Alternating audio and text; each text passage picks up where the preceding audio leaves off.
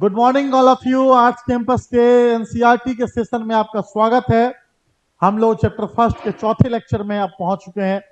शायद ये एंड होगा लेक्चर का। थोड़ा सा लंबा बोलिए या शॉर्ट बोलिए, बट बेटा इतना तो करना पड़ेगा आपको। मार्क्स चाहिए तो थोड़ा सा करना पड़ेगा। Seal script and weight, time waste नहीं करते हो, स्टार्ट करते हैं।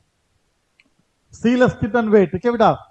सील एंड सीलिंग्स थोड़ा सा चलेंगे, देखिए समझिएगा। आप लोग एक मूवी देखेंगे, थ्री इडियट, जिसमें आमिर खान ने अपने दोस्त के लिए क्वेश्चन पेपर चोरी किया था। प्रिंसिपल के ऑफिस में घुस करके इनवलप से क्वेश्चन निकाल लिया था। बट गलती उनसे क्या हो गई, इनवलप को वो सही तरीका से, प्रॉपर तरीका से बंद नहीं कर पाया था। होता एक बार कोशिश, सील उखड़ जाने के बाद दोबारा सील लगता नहीं है। बेटा सील होता क्या है, मान लो ये बैग है, ये अपने आर्ट्स कैंपस कोचिंग का बैग है। मान लो ये बैग है। अब इस बैग को रस्सी से आप मान लो कि पूरा रोप से उसको कर बांध दिए। बांधने के बाद एक सील मार दोगे। अब इसको कहीं भेजना है, मतलब मान लो कि arts campus boarding road branch से इस बैग को आर्ट्स कैंपस कंकरबाग ब्रांच भेजना हो, या अनिसाबाद ब्रांच भेजना हो, या गुलाब ब्रांच भेजना हो, तो अगर रास्ते में इस बैग का सील उखड़ेगा तो मालूम क्या पड़ेगा कि भैया इस बैग के साथ में एट्रीब्यूट किया गया था, छेड़खानी की गई है सामान के साथ में। तो सील से दो तीन चीज मालूम पड़ता है। पहला चीज कि सील जो किए हैं तो सामान भेजे हैं तो सामान सुरक्षित रहे, सील उखड़ना नहीं चाहिए। सेकेंड चीज, भेजने वाले का नाम, किसने भेजा है, कहां भेजा है, उसका नाम, उसका एड्रेस, ये सब चीज हमें सील से मालूम पड़ता है। उसके अलावा सील किस स्टोन का बना हुआ था, पहला मैंने बताया था आपको, सीटाइट नमक स्टोन से। जो सीटाइट को हिंदी में क्या बोलते हैं, तो सलखरी, क्या बोलते उसको, सलखरी। चलिए आगे बढ़ते हैं। एंड एनी ज्योमेट्रिक स्क्रिप्ट, देखिए बेटा हड़प्पा का जो स्क्रिप्ट था वो अजीब स्क्रिप्ट था। अजीब स्क्रिप्ट क्यों था, कि हड़प्पा के स्क्रिप्ट को आज तक नहीं पढ़ा गया। एक क्वेश्चन उठता है, Harappan civilization is the part of pre history, proto history and historical time, या इनमें से कोई नहीं। तो उसका आंसर क्या होगा, प्रोटो हिस्ट्री। क्यों, प्री हिस्ट्री उस हिस्ट्री को बोलते हैं, ऐसा हिस्ट्री जिसमें कोई रिटेन डॉक्यूमेंट हो ही नहीं, उसे बोलते हैं pre history. Example stone age. Proto history, ऐसा हिस्ट्री जिसमें रिटेन डॉक्यूमेंट तो हो बट वो अनडेसिफाइड हो, पढ़ा नहीं गया हो, जैसे हड़प्पा। एंड थर्ड क्या हो गया आपका, थर्ड हुआ आपका कौन सा, हिस्टोरिकल टाइम, जिसमें रिटर्न डॉक्यूमेंट मिले हैं, पढ़े हैं, देखे हैं। तो हड़प्पा किसका पार्ट हो गया, प्रोटो हिस्ट्री का, क्योंकि आज तक हड़प्पा के स्क्रिप्ट को पढ़ा नहीं गया है। देखिए हड़प्पा का जो स्क्रिप्ट था, लिखावट था, उसका लिखावट ऐसे था, जैसे हम लोग क्या करते हैं लिखने वक्त में इतना जगह छोड़ते हैं, और हड़प्पा में क्या था, राइट से भी लेफ्ट से भी दोनों तरफ जगह छोड़े गए थे। हम लोग लिखते कैसे हैं, राइट से लेफ्ट की ओर, और जो उर्दू लैंग्वेज से लिखाता है लेफ्ट से राइट की ओर। हड़प्पा में क्या है, left to right, right to left, left to right, right to left, left to right, right to left, ऐसा स्क्रिप्ट था। तो पढ़ना पॉसिबल नहीं है। उसके अलावा पिक्टिकल फॉर्म में था। पिक्टिकल फॉर्म मतलब क्या, राम आम खाता है, तो राम इजकल टू ये, आम इजकल टू ये, खाता इजकल टू ये, है इजकल टू ये।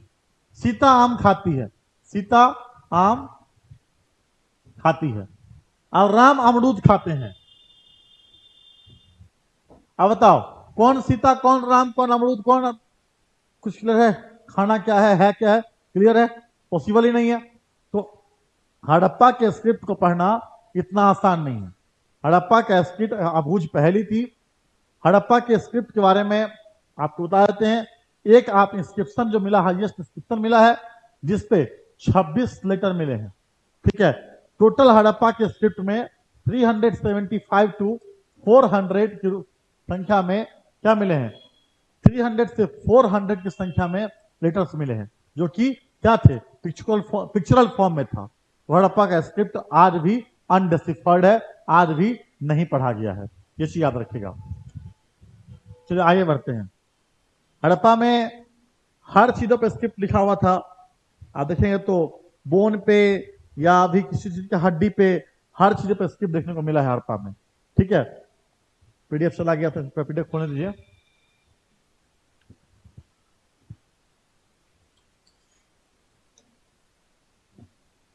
किस पेज में थे, है स्क्रिप्ट हो गया था,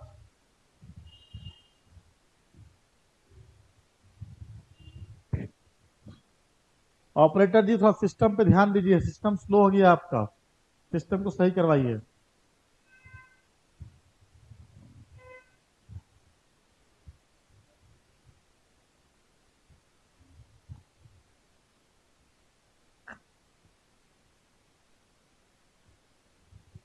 चलिए, यहां तक हो गया था।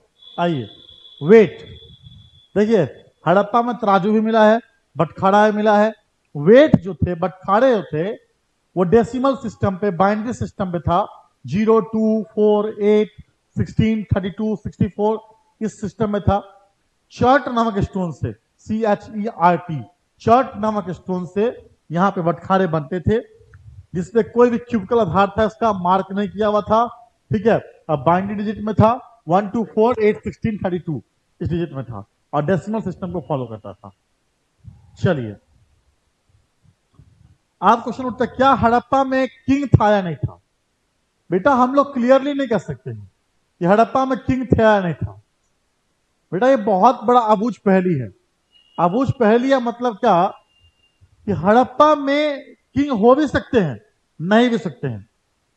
किंग थे या कोई ना कोई तो रूलर था।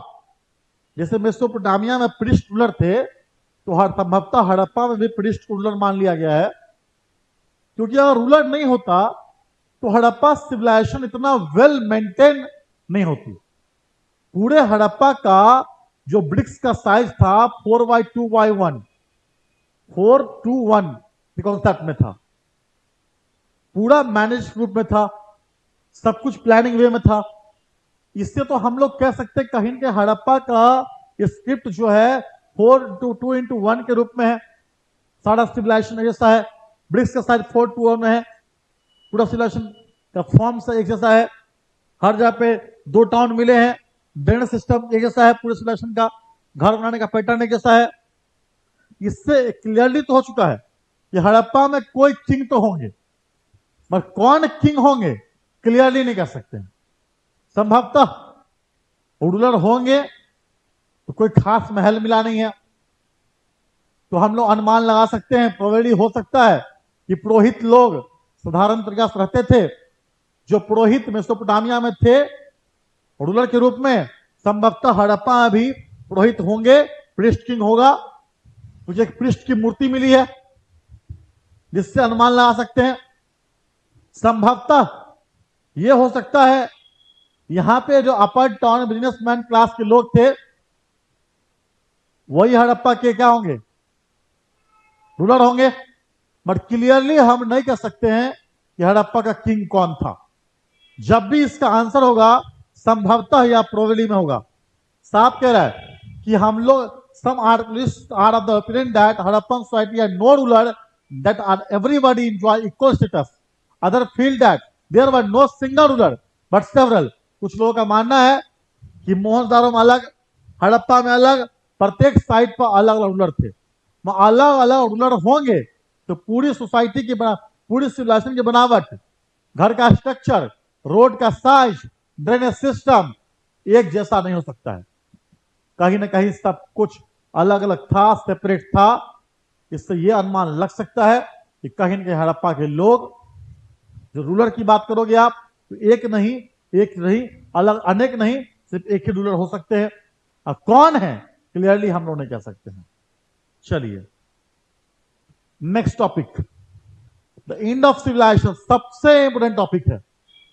यहां से क्वेश्चन खूब पूछता है। जब हड़प्पन सिविलाइजेशन के एंड की बात करेंगे तो 5 मार्क्स में क्वेश्चन पूछता है। पहला फ्लड। फ्लड, कुछ लोगों का मानना है कि जो नदी थी सिंधु नदी, उससे पानी बहुत ज्यादा आ गया था और हड़प्पा वासी ने गोल्ड के लिए और मटेरियल के लिए नदी के रास्ते को रोक दिया था। नदी के रास्ता रोकने के कारण क्या हुआ कि पानी का फ्लो बहुत ज्यादा बढ़ गया था, जिससे पूरी सिविलाइजेशन में बाढ़ आ गया, खत्म हो गया। मगर एक चीज तो क्लियर है कि हड़प्पा को छोटी मोटी सिविलाइजेशन नहीं थी। जो सिविलाइजेशन हड़प्पा जो सिविलाइजेशन है, ये सिविलाइजेशन एक्चुअल में कोई छोटी मोटी सिविलाइजेशन नहीं है। इस सिविलाइजेशन को देखोगे आप पूरे इंडिया को देख लो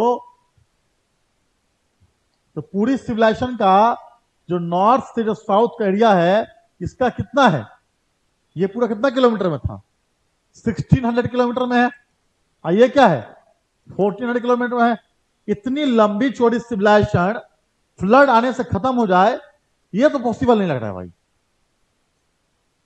फिर कुछ लोगों का मानना है कि आर्यन ने इन्वेड किया, आर्यन के इन्वेड से खत्म हो गया।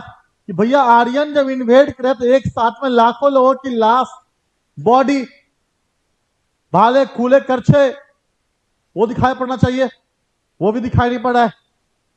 अब के जो हिस्टोग्राफर है उनके रिसर्च के अकॉर्डिंग इन दोनों पॉइंट के उतना ज्यादा वो तवज्जो नहीं देते हैं।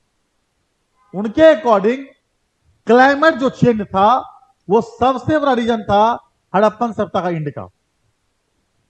आप खुद गौर करो, हड़प्पा डेवलप कहां हुआ था, पाकिस्तान के एरिया में, और धीरे धीरे हड़प्पा कहां शिफ्ट होता चला गया, इंडिया के एरिया में। पॉपुलेशन बढ़ते चला गया, यहां की जो मिट्टी है उतनी उपजाऊ थी नहीं, इस तरफ शिफ्ट होता चला गया, पूरा सिंधु से कहां चला गया। जो आप देखोगे सोथी कल्चर के पास में देखोगे जो सरस्वती रिवर है यहां तक पूरा आ गया। जब पूरी सिविलाइजेशन यहां तक फैल गई थी, बाद में जब इस तरफ आए हैं, यह कौन नदी है, गंगा। एक जो मूवी बनी थी मेसोपोटामिया, उसमें वही दिखाई है, दिखाया गया लास्ट में गंगा नदी तक शिफ्ट किए। क्योंकि हड़प्पा के बाद जो सिविलाइजेशन, वैदिक सिविलाइजेशन है, वो भी मेनली कहां है, इस रीजन में है। और वैदिक के बाद पूरा मगध पीरियड है, वो कहां है, इस रीजन में है। किस वैली में है, गंगा वैली में है। उपजाऊ मिट्टी यहां की है, एलुवियल सॉइल है। तो एक चीज कारण हो नहीं सकता है, इस सिविलाइजेशन का एंड का एक कारण नहीं हो सकता है। पहला क्या हो जाएगा, फ्लड। सेकेंड क्या होगा, क्लाइमेट चेंज, डिफोरेस्टेशन, माइग्रेशन। कुछ लोग यहां तक कहते हैं वोल्केनो इरप्शन, भूकंप। ये सारे रीजन, आर्यन इन्वेड, ये पांचों पॉइंट बनते हैं इस सिविलाइजेशन के एंड का। और क्लियरली नहीं कह सकते हैं, क्यों, डेसिफाइड है ही नहीं। पर अब जो इतिहासकार हैं, हिस्टोग्राफर हैं, उनके according possibility is that climate change, deforestation, a better quality of life, a better land, allowable soil found in Ganga Valley. That's why Harappan people shift from the west to the eastern sides. तो clearly हम लोग नहीं कह सकते हैं, एक point पे clearly हम लोग नहीं कह सकते हैं कि how can Harappan civilization end. Clear है, आइए बढ़े, चलिए इसको पढ़िएगा, बड़ा मजेदार है। यहां से 3 टॉपिक बनता है। देखिए 3 आर्कियोलॉजिकल डिपार्टमेंट के 3 लोगों का नाम याद रखना है। भारत में एएसआई के हेड कौन थे, अलेक्जेंडर कनिंघम। 1875 में वो इस पोस्ट पे आते हैं, 1863 में ये पोस्ट बनता है, 1875 में अलेक्जेंडर कनिंघम भारत में एएसआई के हेड बन के आते हैं। 1875 में भारत में वो इस पोस्ट पे बन के आते हैं, ठीक है।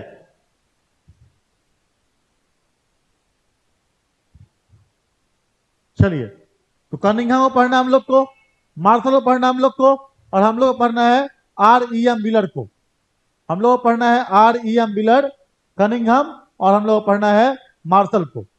ये 3 हम लोग के पास में आर्कियोलॉजिकल डिपार्टमेंट के 3 हम लोग के पास देखेंगे हम लोग।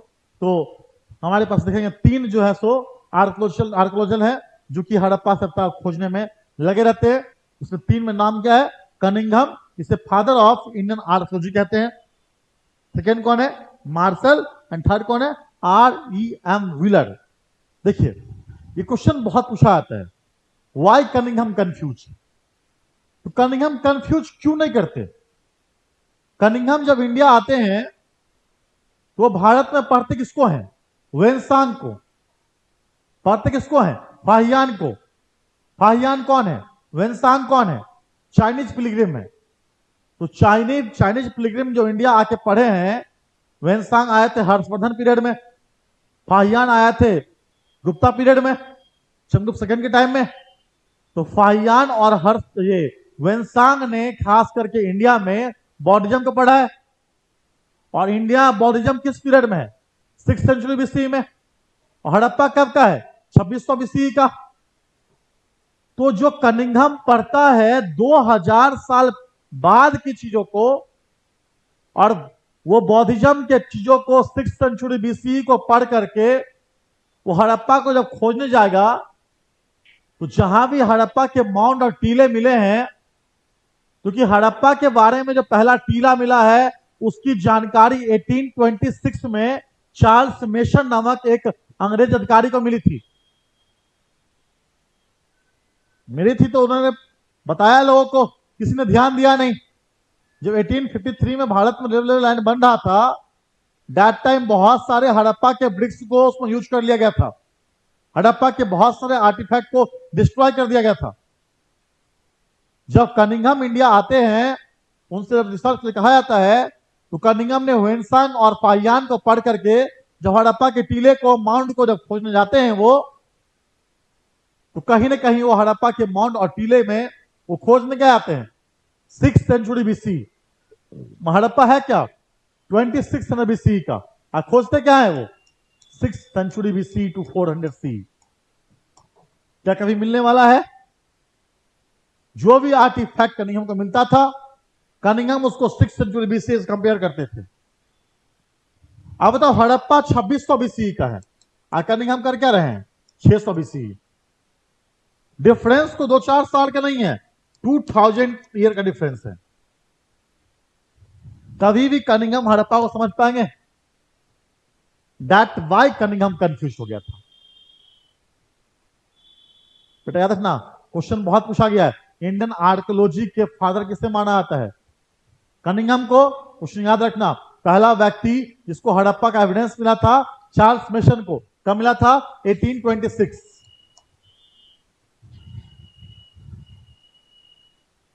चलिए next, a new old civilization. John martial.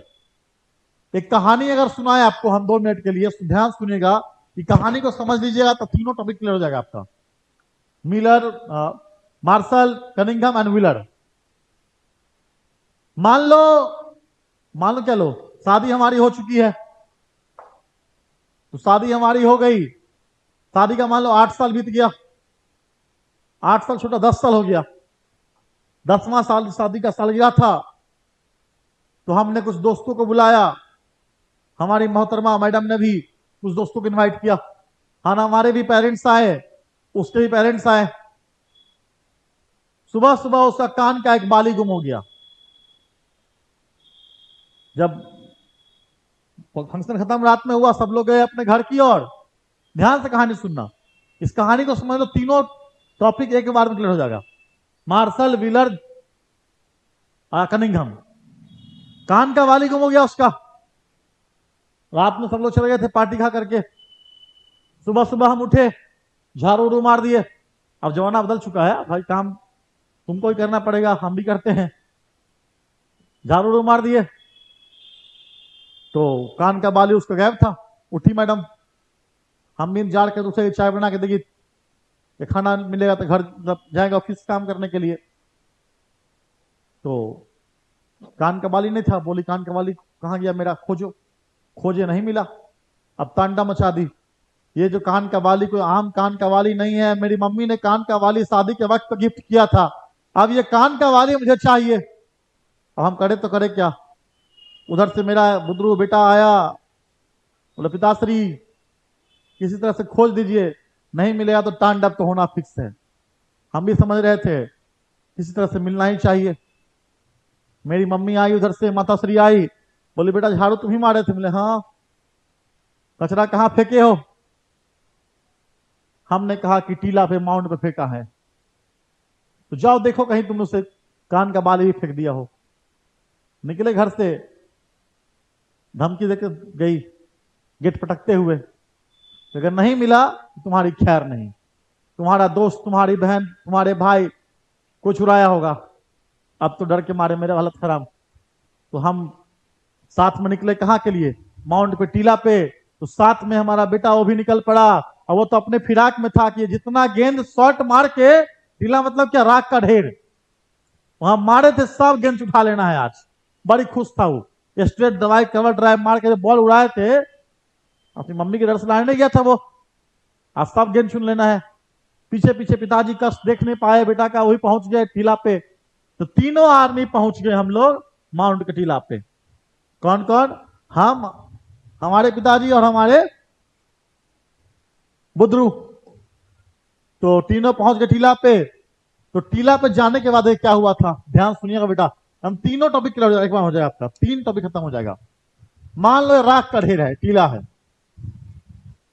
अब टीला पे है, अभी टीला पे पहुंच गए खोजने के लिए। मेरे मन में सिर्फ एक ही चीज है, और वो चीज क्या है, कान का बाली, कान का बाली। अगर नहीं मिला तो जीना हराम।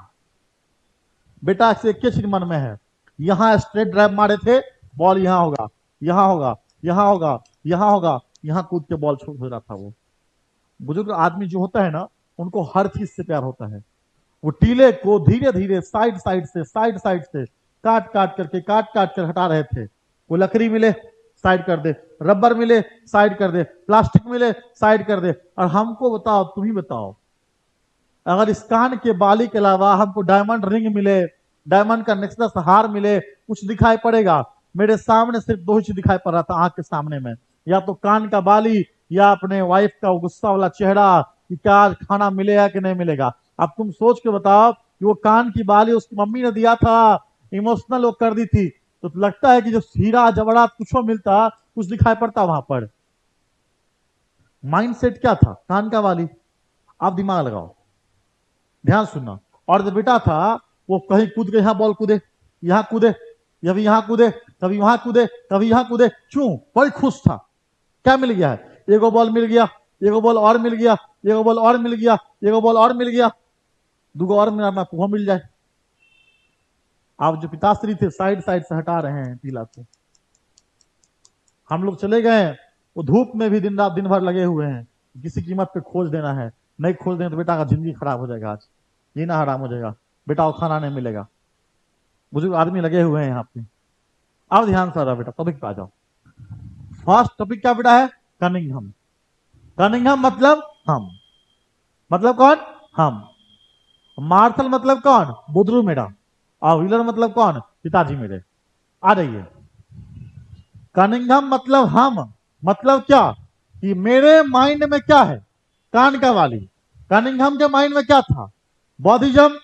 कनिंघम के माइंड में क्या है, 6th सेंचुरी BC से 4th सेंचुरी सी। कनिंघम को कुछ मिलेगा, हड़प्पा का सामान मिलेगा, कनिंघम किससे कंपेयर करेगा, इससे कंपेयर करेगा। मैच कर रहा है, नहीं मैच कर रहा है। जैसे कि हम सोना चांदी कुछ मिले, कंपेयर करते किस चीज से, कान के वाली से। मिल रहा है ईयर रिंग से, नहीं मिला है, फेंक दो उसको। That's why Cunningham confuse. कोई दिक्कत?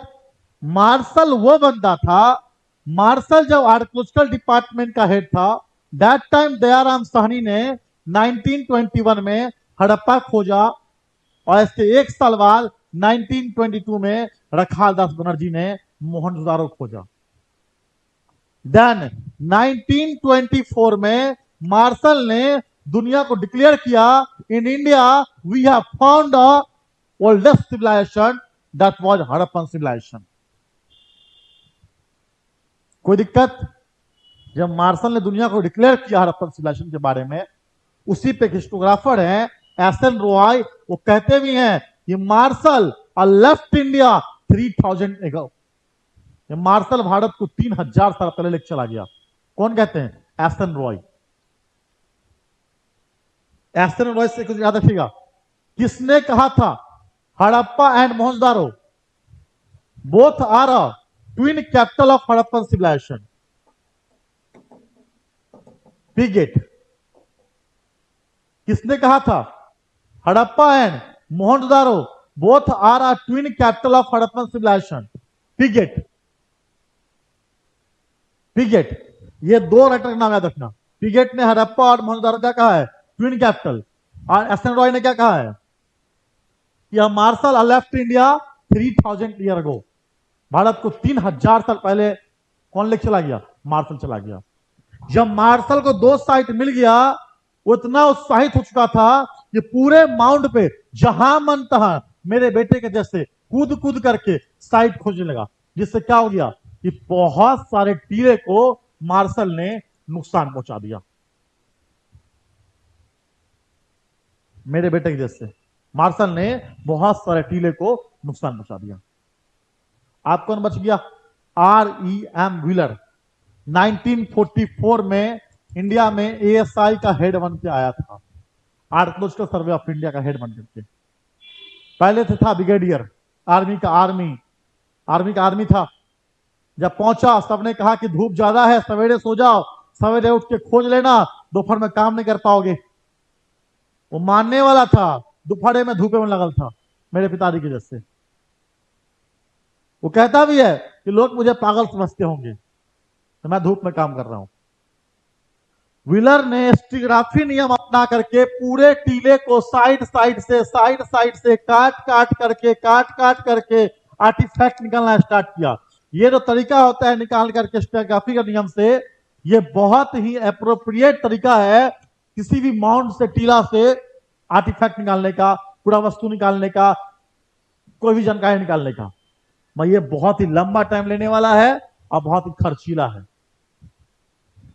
यही था मार्शल, व्हीलर एंड कनिंघम। आप लोग को कमेंट में बताना है अगर इसको समझे हैं तो। अगर आप नहीं समझे तो कमेंट करेंगे, हम दोबारा एनसीईआरटी पढ़ के समझाएंगे। एक बार रिक्वेस्ट है, आप इसको समझ करके एनसीईआरटी पढ़िएगा, पक्का समझ में आएगा आपको। नहीं आएगा कमेंट करना है, अगर समझ में आ जाएगा तब भी कमेंट करना है कि सर समझ में आ गया। ये तरीका कैसा लगा, ये तरीका कमेंट में आपको बताना है। चलिए आगे बढ़ते हैं। अब हम लोग बढ़ते हैं, अब ज्यादा टॉपिक नहीं बचा हुआ है, चैप्टर खत्म होने वाला हम लोग का है।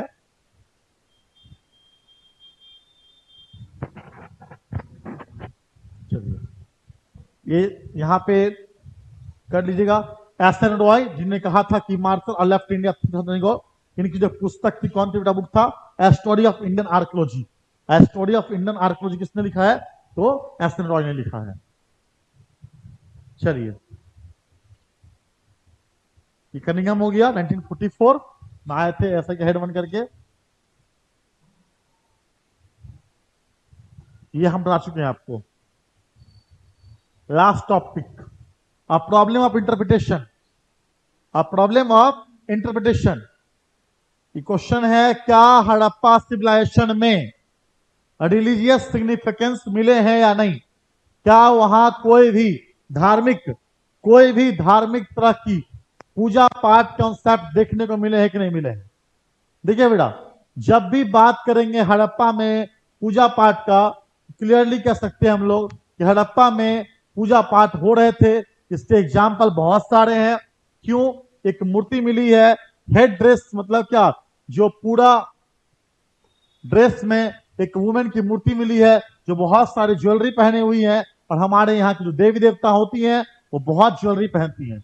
उसके अलावा एक क्या मिला है? एक मैन का मूर्ति मिला है जो कि भगवान विष्णु के तहत क्या है, लॉर्ड शिवा के रूप में पोस्चर मूवमेंट में योगी की मुद्रा में बैठे हुए हैं, जिनसे कह सकते हैं वो भगवान की मूर्ति है। उसके आसपास में 2-3 जानवर हैं, तो अपने यहाँ पर भगवान शिव के पास में ही जानवर बैठते हैं और वो भी योगी की मुद्रा में बैठते हैं, जिससे हम लोग कह सकते हैं संभवतः यहाँ पे पूजा पाठ हो रहा था।